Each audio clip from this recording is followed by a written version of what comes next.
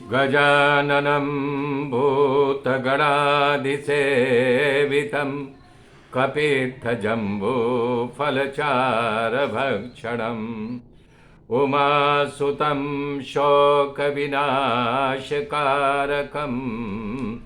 नमामि विघ्नेश्वरपादपङ्कजम्।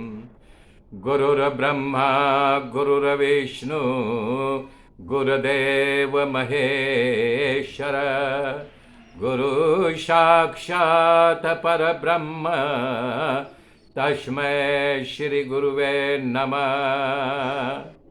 या कुन्देन्दु तुषारहार धवला या शुभ्रवस्त्रावृता या वीणावरदण्डमण्डितकरा या श्वेतपद्मासना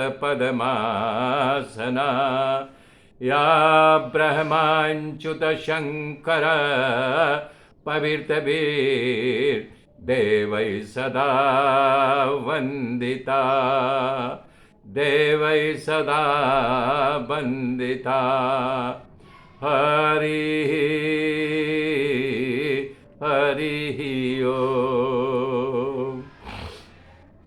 नारायण नारायण नारायण ओम श्रीमन्नारायण नारायण नारायण ओम नारायण नारायण नारायण ओम श्रीमन्नारायण नारायण नारायण ओम नारायण नारायण नारायण ओम सूर्य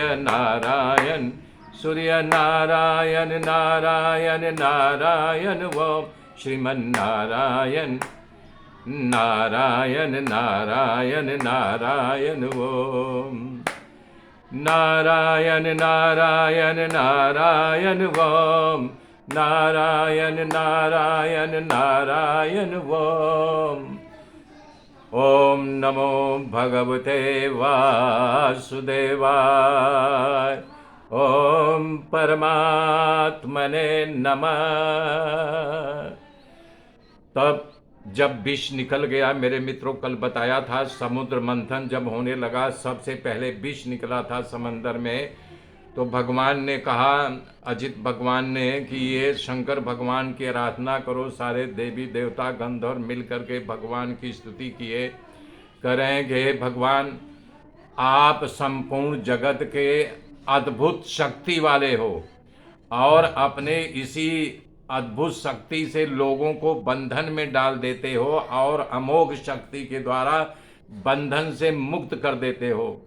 इसलिए विवेकी पुरुष सदा आपकी आराधना उपासना करते हैं। प्रभु आप शरणागत वत्सल हो, आपके जो शरण में आता है उसके दुखों को आप हर लेते हैं। समस्त संसार के गुरु हो। हे नाथ, आप गुणमयी माया शक्ति से सृष्टि का पालन और संहार करने के लिए अनंत और निर्गुण होते हुए भी ब्रह्मा आदि नाम धारण करके सृष्टि का पालन पोषण और त्रिगुणात्मक लीला करते हो। हे प्रभु, आप स्वयं प्रकाश हो और स्वयं प्रकाश का ही परम रहस्य ब्रह्म तत्व हो। जितने भी देवता, मनुष्य, पशु, पंछी, चराचर प्राणी है, सबके हृदय में आप वास करते हो। आपके सिवा इस धरती पर कोई कुछ नहीं है। हे प्रभु, सब जगह आपके जगत में आप ही आप दिखाई दे रहे हो। हे नाथ, समस्त वेद आप ही हो और आपसे ही सब प्रकट हुआ है। बोल रहे हैं कि 3 अक्षर एम ओम उम आप ही हो। इस प्रकार से प्रकृति आप स्वरूप है। ये वेदवादी और महात्मा लोग कहते हैं कि आपके मूल स्वरूप हम लोग नहीं जानते। हम लोग तो आपको लीला बिहारी के नाम से ही जानते हैं और उसी रूप को स्वीकार करते हैं। हे प्रभु, आपकी लीला जो है अव्यक्त है, कहीं नहीं जा सकती है। संसार के कल्याण करने के लिए आप व्यक्त रूप से प्रकट होकर के लीला करते हो। ये विष का आप ग्रहण कीजिए। जब देवता लोग इस प्रकार से प्रार्थना किए तो भगवान शंकर जो है कैलाश पर्वत से उतर करके पार्वती जी के साथ बैठे हुए थे। हला पार्वती जी के थोड़ी देर के लिए बड़ा विस्मय लगा कि जहर पीने जा रहे हो। सॉरी, सती जी को, पार्वती जी ने ही सती जी को लगा कि आप विष पीने जा रहे हो, लेकिन जब भगवान के प्रभाव को जान गई तब जाने की आज्ञा दे दी। भगवान शंकर हलाहल विष का पान का जो पात्र था अपने हथेली में लिया और पीना शुरू कर दिया, लेकिन जो जहर जो पहले पानी से निकला था वो घट्ट था।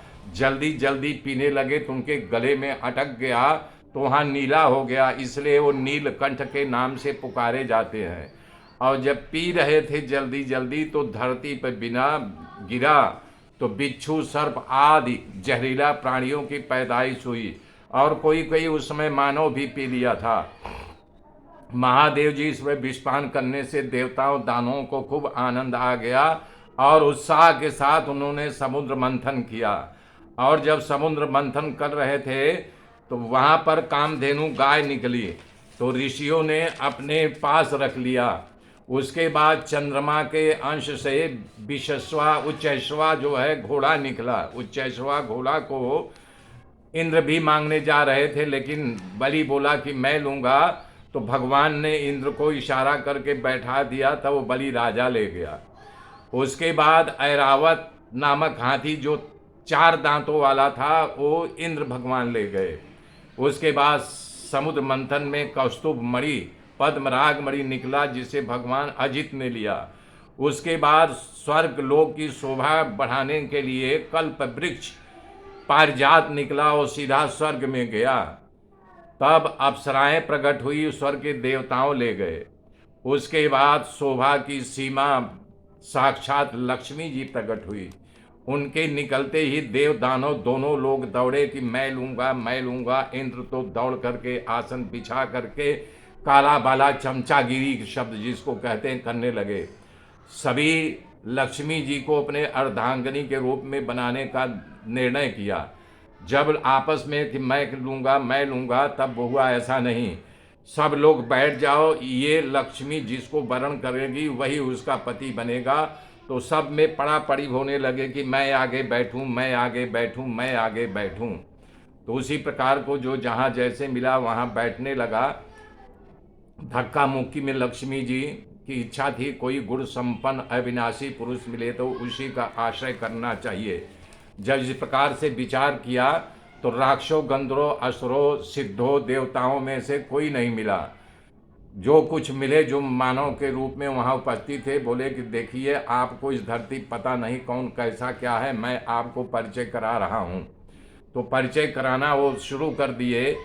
तो वहाँ पर दुर्वासा ऋषि बैठे थे। बोले ये कौन? बोले दुर्वासा जी हैं, ये बड़े तपस्वी हैं। लक्ष्मी जी ने कहा है तो दाढ़ी वाला तपस्वी है, क्रोधी है, बात बात में श्राप दे देगा। तो भृगु मुनि के दिखाए, बोले अरे ये तो ब्राह्मण है न, ये हमारे पति यानी कि हमारे प्रभु के छाती में लात मारा था ना। तब देवी घूमते घूमते किसी को नहीं वर्ण किया, अंत में भगवान बैठे थे। तो जा करके कोने में प्रकृति के गुणों जिसको स्पर्श नहीं है, इसलिए लक्ष्मी अविनाशी नारायण तरीके पसंद किया, भगवान के गले में बरमाला पहना दिया। देवताओं ने मंगल बाजा बजाया, साधु लोग खूब राजी हुई, आकाश से फूलों की वर्षा होने लगी। उसके बाद समुंदर में से कमल जैसी आंख वाली कन्या के रूप में वाणी निकली।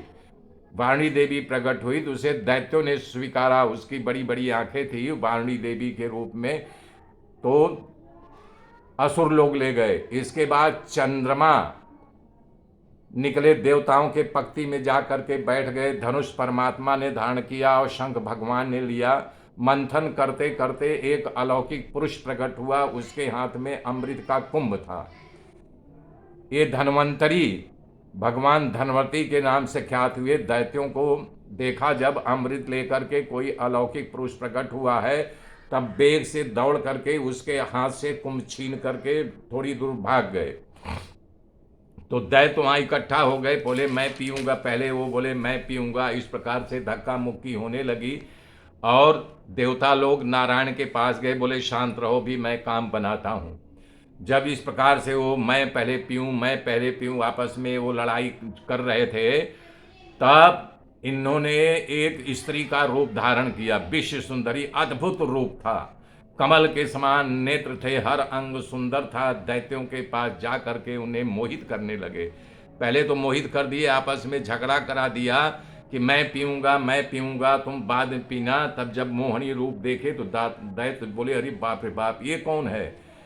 तो उनकी रूप छटा देख करके सुकापिका का रूप, उनके हाथ पाँव सुंदर सुंदर, नख सुंदर सुंदर, बाल लंबे लंबे।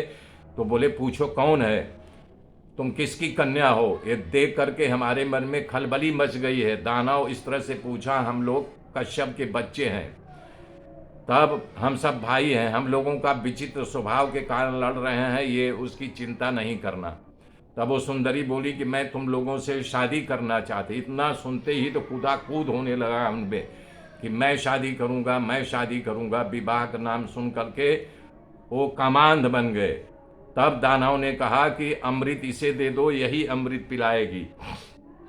बोले हाँ हाँ ठीक है, ये अमृत पिलाएगी और जिसको वरण कर लेगी उसी से शादी होगा।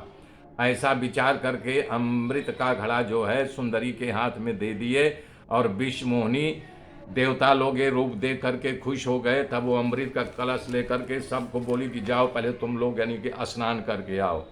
देव दानव अलग अलग पंक्ति में लाइन लगा करके बैठ गए। तब ये सुंदरी जो है पान कराने लगी। मोहिनी का रूप भगवान ने असुरों से कहा, तुम सब लोग एक लाइन में बैठ जाओ। तो पहले देवताओं को पिलाने लगी। तो असुर जो है उनके मन में कपट पैदा हुआ, बोला है हम लोगों को बोले पिलाऊंगे, पहले ये देवताओं को पिला रही है। तब असुर के लाइन में से दो उठ करके जा करके बोले कि तुम इनको क्यों पिला रही हो? तो विश्व सुंदरी उनके कान में धीरे से कहा, तुम लोग जल्दबाजी मत करो, ऊपर का भाग जो है ना गंदा है और नीचे का गठ भाग है, माल नीचे है, पानी पानी इनको पिला दे रही हूँ, तब तुमको जो रियल अमृत है पिलाऊंगी। ये सुन करके वहाँ पे गए। दानव बोला कि यार ऐसी ऐसी बात है। एक बोला कि ऐसा कैसा पानी और माल होता है अमृत में भी? तो जो दानव पूछने आया था बोले, यार धीरे से हमारे कान में गई, तुम अभी शंका कुशंका कर रहे हो, चलो जो होना होता देखा जाएगा। इधर भगवान देवताओं को अमृत बांट रहे थे, तभी छुपा वेश में राहु देवताओं के कतार में सूर्य और चंद्रमा के बीच में आकर के बैठ जाता है। भगवान अपने सुदर्शन चक्र, जबकि अमृत पी लिया था, सुदर्शन चक्र आज्ञा दिए उसका गला काट दिया। चक्र राहु के गले को काट दिया। अमृत के प्रभाव से उसका मस्तक जीवित रहा, धड़ और गला दोनों अलग अलग हो गया। ब्रह्मा जी उसको ग्रह बना दिया, वही राहु ग्रह है। आज भी वर्ष में पूनम और अमास के दिन सूर्य और चंद्र ग्रहण लगता है, सारा जगत जानता है। देवताओं को जब अमृत पिलाया, तब जो है अमृत पीने के बाद उन्होंने कहा कि अब तुम लोग युद्ध करो, अब तुम लोग अमर हो गए हैं, इनको मारो और अपना स्वर्ग ले लो। इतना कह करके भगवान गरुण को बुलाते हैं, गरुण आते हैं, उस पर बैठ करके भगवान जो है अपने धाम को चले जाते हैं। इधर समंदर के किनारे लड़ाई शुरू हो जाती है। सुखदेव जी कथा का विस्तार कहते हुए कर रहे हैं। समुद्र के किनारे दारुण और भीषण देवासुर संग्राम शुरुआत हुआ। उस संग्राम को यानी कि बढ़ चढ़ करके युद्ध हो रहा था। कोई घोड़ा पर, कोई हाथी पर, कोई गधे पर, कोई बाघ, कोई शेर अपना बाहर बना करके युद्ध कर रहे थे। हे राजा, उसी में विरोचन का पुत्र बलि तो मैदानों के द्वारा विमान जो इच्छा के अनुसार चलता था, उसी विमान में बैठ करके युद्ध कर रहा था। इस प्रकार से मारो मारो, काटो काटो की आवाज के साथ भीषण युद्ध हो रहा था। देव दानव जबकि एक ही के संतान थे, कश्यप के, लेकिन वहां पर लड़ाई चल रही थी। इंद्र ने बलि से कहा, अरे मूर्ख, ओ मायावी, तू नाटक बाजों की तरह हमारे सामने नाटक रच रहा है, तुझे पता नहीं मैं माया का पति हूं? मूर्ख, तेरी माया हमारे सामने कुछ नहीं कर सकती। ए नादान, अभी अपने वज्र से तुझे मार डालूंगा। इंद्र का ऐसा कड़वा वचन सुन करके सत्यवादी महाराज बलि ने कहा, हे इंद्र, तुम खुद जितना ज्ञानी हो, तुम्हें तत्व का समझ ही नहीं है। अरे ये बात क्यों नहीं जानते हो? जय पराजय, लाभ हानि, जीवन मृत्यु, यश अपयश सब जो है ईश्वर के हाथ में है। हे इंद्र, तुम इतनी खबर नहीं, ये संसार परमात्मा के चलाने से चल रहा है और मुझे जो कुछ कहा मुझे उसका कोई फर्क नहीं। मैं आत्मा और शरीर का निरीक्षण कर चुका हूँ, तेरा एक शब्द भी मुझे लागू नहीं पड़ता है। उसकी ज्ञान वाली बातें को सुन करके इंद्र का सर नीचे झुक गया और उन्होंने फिर बलि को देख करके उसके मित्र जंभासुर ने इंद्र पर प्रहार किया।